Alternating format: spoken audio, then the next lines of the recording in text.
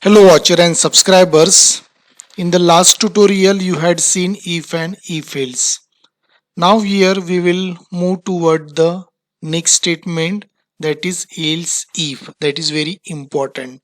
So here we directly go with the example. Suppose I create two variable with the value like that. You can use any value.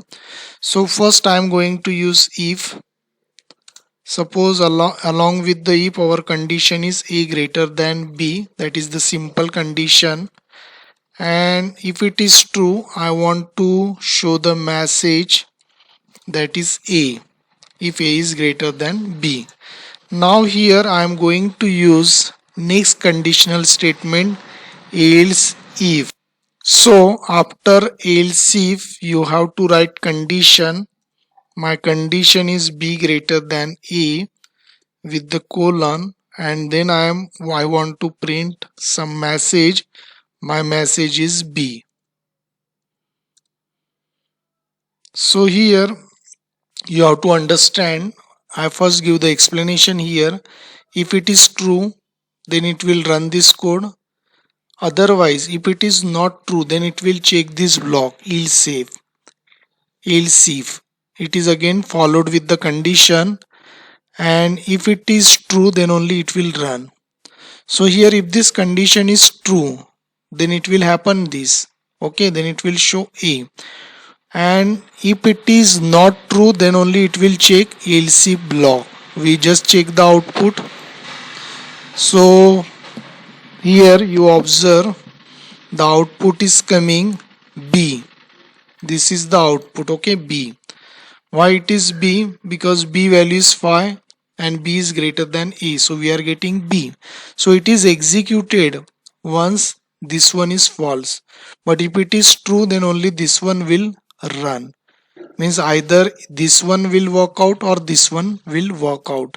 We will go with one more else if.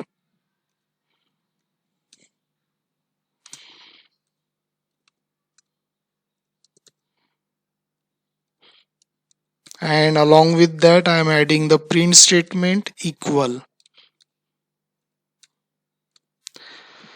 So what happened, we have now three condition and only one will work out, and along with that I am going to add else block also. And in else we don't have condition, that you know now, print. So what happened here, if the condition is true, this one will run. If it is false, then it will check the second one. If both are false, then only it will check third one. If all three false, then it will run the else part. So again we check the output,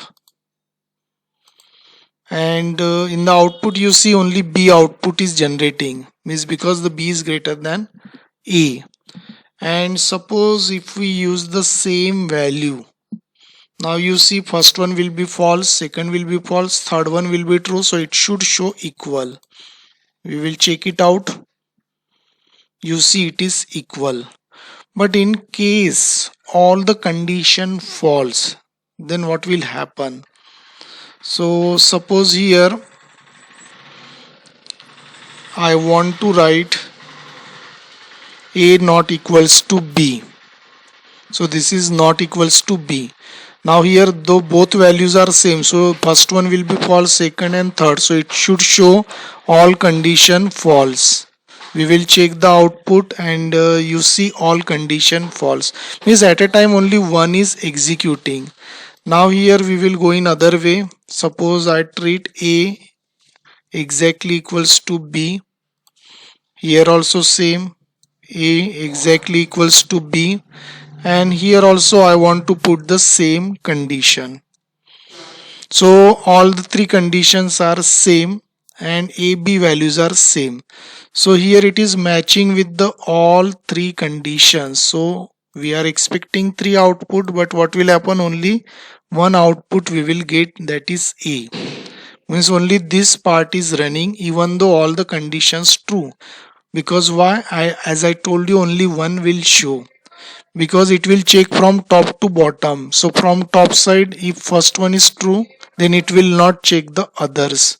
So in this way the only first one will be executed, and if all are false then only the last one will run. So in this way this entire structure will work.